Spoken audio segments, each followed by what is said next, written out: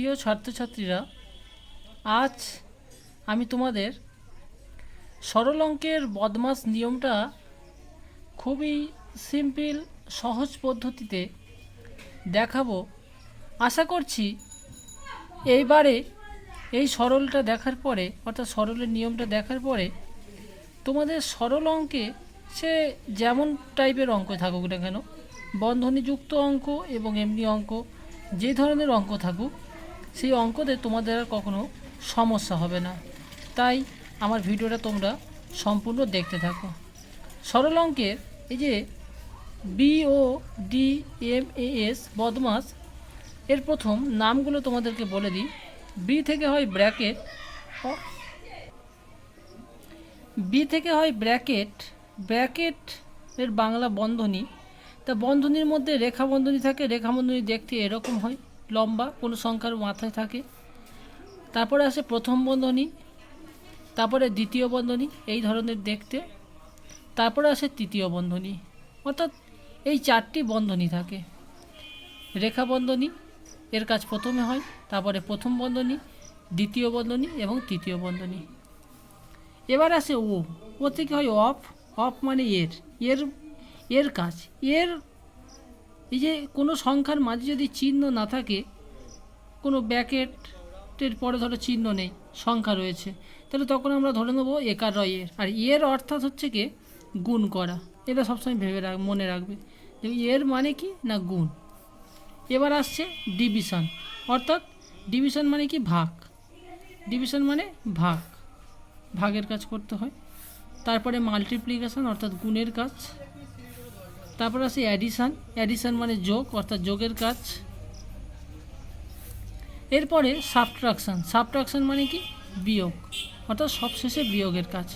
এবারে আমি তোমাদেরকে একটি অঙ্ক করে দেখাবো, তোমরা দেখতে থাকো। আশা করছি এই অঙ্কটা দেখার পরে তোমাদের এই যে বদমাস যে রুলটা রয়েছে, এই রুলের বা নিয়ম সম্বন্ধে তোমরা সম্পূর্ণ ধারণা পেয়ে যাবে।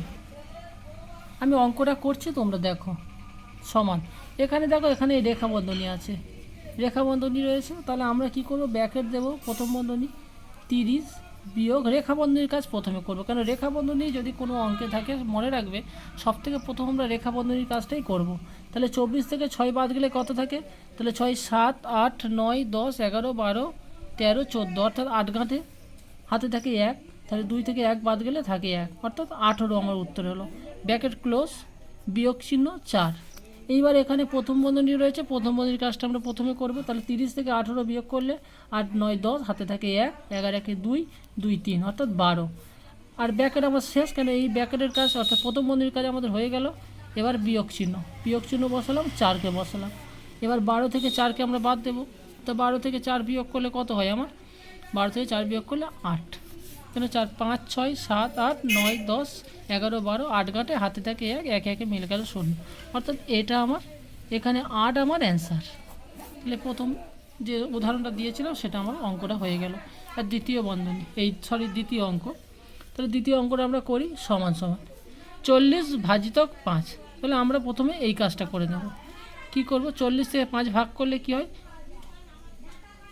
5 8 40, গুণ চিহ্ন বসালাম, 4 বসালাম।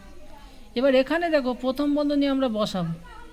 বসানোর পরে এখানে যে রেখা বন্ধনী রয়েছে, রেখা বন্ধনীর কাজটা আমরা প্রথম করব। তাহলে 3 গুণ 8 থেকে 3 বাদ গেলে কত থাকে 5, যোগ 6, প্রথম বন্ধনী শেষ। রেখা বন্ধনী কিন্তু উঠে গেল। তাহলে আমাদের যেমন বসাবো 8 গুণ 4, প্রথম বন্ধনী বসাবো।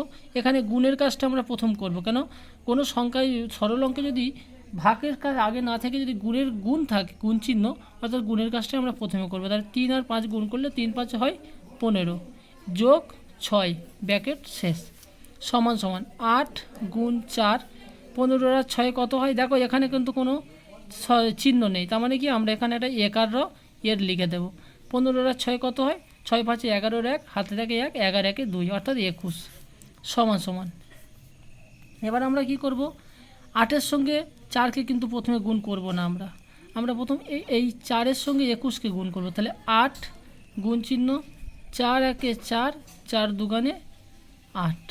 এবার এটাকে গুণ করো, 4 8 32, হাতে থাকে 3, 8 8 64, 64 আর 3 65 66 67, অর্থাৎ 672। আমাদের এখানে উত্তরটা কিন্তু হলো 672।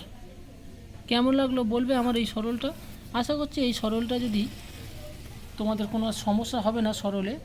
যদি সমস্যা হয়ে থাকে তাহলে ভিডিওটা আরও একবার তোমরা দেখে নেবে, দেখবে অঙ্কটা খুবই সহজ তোমরা পেরে যাবে। ধন্যবাদ।